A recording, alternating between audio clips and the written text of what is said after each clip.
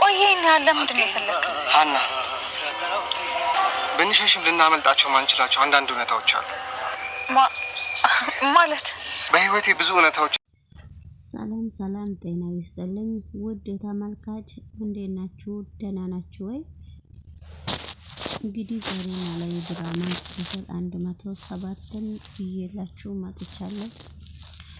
ይህንን ቪዲዮ ላይክ እና ሼር እያደረጋችሁ ገባ በሉ ማለት ነው። መምጣት የምትፈልጉ ካላችሁ ኖላዊ ድራማ እንግዲህ ዛሬ በጣም ጆሮ በጣም ነው ሰክሮ ኖላዊ ጋር የመጣው። ምክንያቱም እንደዚህ ጦሽ ብሎ ሰክሮ ኖላዊ ጋር የመጣበት ምክንያት ምን ይሆን? ውድ ተመልካች አብረን እንከታተላለን። ነገር ግን ነገሮቹ በጣም በአሁኑ ጊዜ እያከረሩና እያከበዱ የመጡ ስለሆነ ሀና አባቷን ልትጠይቅ ለስንት ቀን ጠፍታ ነበረ። አባቷ እንጀራ ወጥ በድንችና በሽሮ ሰርቼ ነው እየጠበቅኩሽ ያለው፣ ተነሽና ቢ ግን ስትበይ እጅሽንም ታጠቢና ቢ፣ እዛ ያለሽበት ቤት እንዴት ነው ያስለማመዱሽ? ግን ለምንድን ነው እንደዚህ ሰነፍ ሆነሽ የተገኘሽው ሀንዬ ብሎ አቶ ኖላዊ እየጠየቃት ነበረ። ጀምሱ ደግሞ ለስንት ቀን ጠፍቶ ጆሮ ሲፈልገውና እሱን ካላገኘው ወደ ስራዬ አልመለስም ብሎ እምቢ ብሎ ጀምሱን እየፈለገው እንደከረመ እናንተም የእነሱ ፔጅ ላይ ታውቃላችሁ ውድ ተመልካች። ጀምሱ እንግዲህ ምስርም ቁጭ ብላ እየጠበቀቻት እያየችው ነበረ። እንደው የኔ ሸበላ ምን ሆነህ ነው? ምኑ ዞሮብህ ነው? ምኑ አግኝቶህ ነው እንደዚህ ውጪ ተቀምጠህ ስጀራህን የምትጠጣው የኔ አለሜ ብላ ስትለምነው ነበረ። እቺን ልጅ ጭንቅላቷን ብሎ መድፋት ነውና ከዚህ ከፊቴ ወደዛ ዞር በይ ሲላት እንኳን ምንም አላመነችውም። ዝም ብላ ነው እንደው እየተለከፍከው ከዛች ለክፍት ልጅ ሆኖ ብቻ ቁጭ እንዳይል ብላ ስትጠይቀው ነበረ።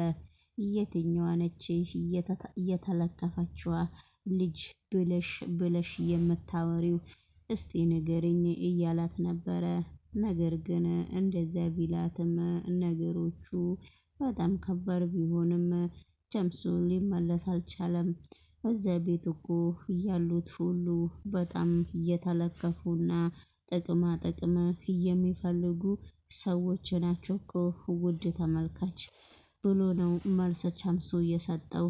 ደግሞ በሌላ ስም እንዳትጠረኝ ስሜ ጀምሱና ተምቱ ብቻ ነው ብሎ እየተናገረ፣ በነገራችን ላይ እኔም የሱን ስም ብዙም አላቀውም አልያዝ እያለኝ ነው አንዳንድ ፊልሞች ላይ ውድ ተመልካች። ወይዘሮ ሜላት ደግሞ ሽኮክ እያለች አቶ ኖላዊ ጋር መታ ነበረ። ምን እንደምትሰራ አቶ ኖላዊ ጋር መታ እሷ ነች የምታውቀው።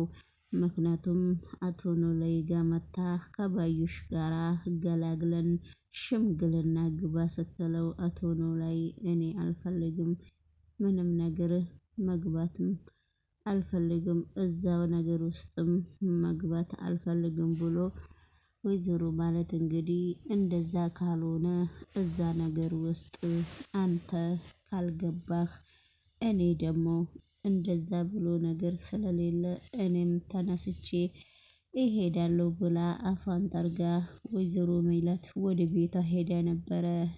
ወደ ቤቷ ከሄደች በኋላ ነገሮቹ በጣም ከባድ ቢሆንም ጀምሱ ግን በጠፋበት ቦታ ሲገኝ ጆሮ በጣም ደስ ብሎት ነበረ።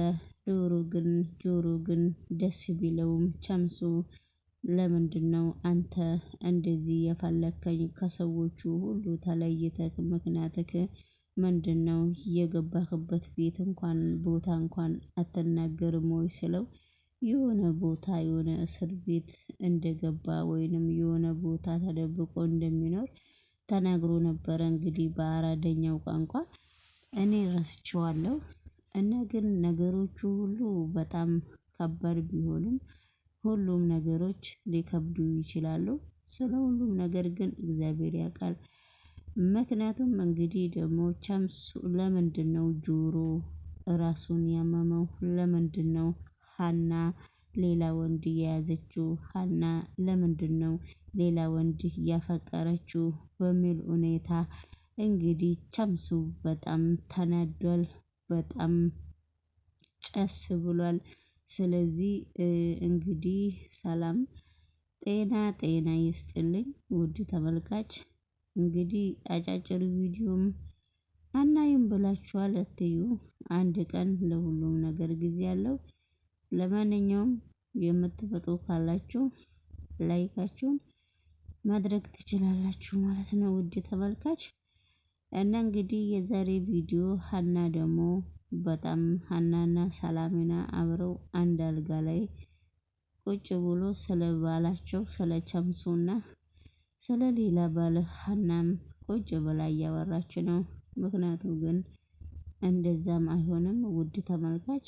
ነገሮቹ ከባባድ ቢሆንም ነገሮቹ ሁሉም ነገር ለበጎ ነው ብለን ዝም ብለናል ማለት ነው። አብረን እንቀጣጠል።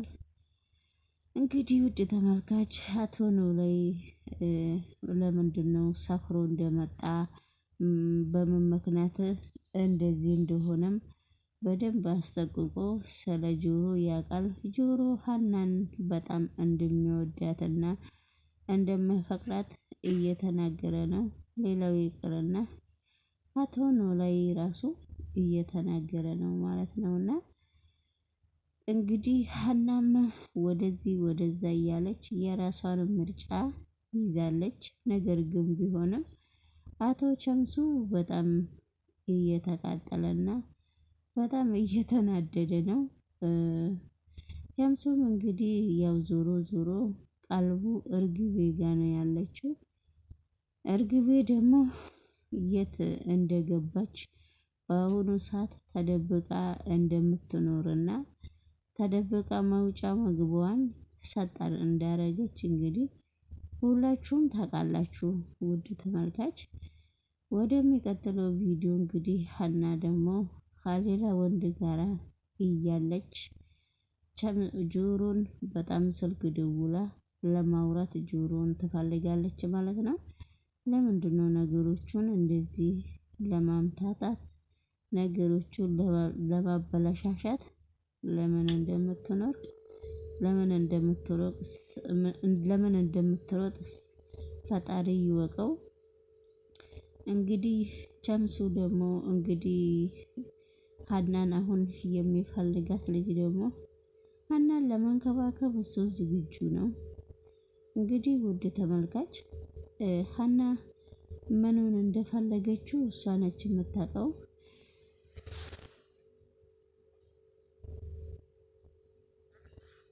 ዛሬ ደግሞ እንግዲህ እንትና መጥቶ ነበረ። ማነው መላሴ ሲመጣ እንግዲህ ግርማለም እያለች ምስር ድንብላል ምስር እላታለሁ እኮ ነው ድንብላል። በጣም እንግዲህ ነይና ምግብ አብረን እንብላ ሲላት ምግቡን እንዴት ነው አብረን የምንበላው ብላ ስትጠይቀው ምን ነው አንቺስ ሰው አይደለሽም እንዴ? ለምንድነው ብቻሽን የምትይው? ለምንድነው ብቻዬን ሁሌ የምትይው ብሎ በጣም መልስ ጠይቋታል። እንግዲህ ውድ ተመልካች የዛሬ ድራማ ብዙ በጣም ስለደከመኝ ብዙ ባልላችሁም ሁላችሁም እየተዝናናችሁ ባላችሁበት ቦታ የእግዚአብሔር ሰላምታ እንዲቀርብላችሁ ምኞቴ ነው። ባይ ጋይስ ባይ። በሰላም እስከምንገናኝ ላይ ከልኩ አያድል አምላኪ ይሄ ውድዋን ስትጨርስ ደወለች። እኔ ለሃና ከሁሉም ነገሯ በኋላ የምመጣ እንጂ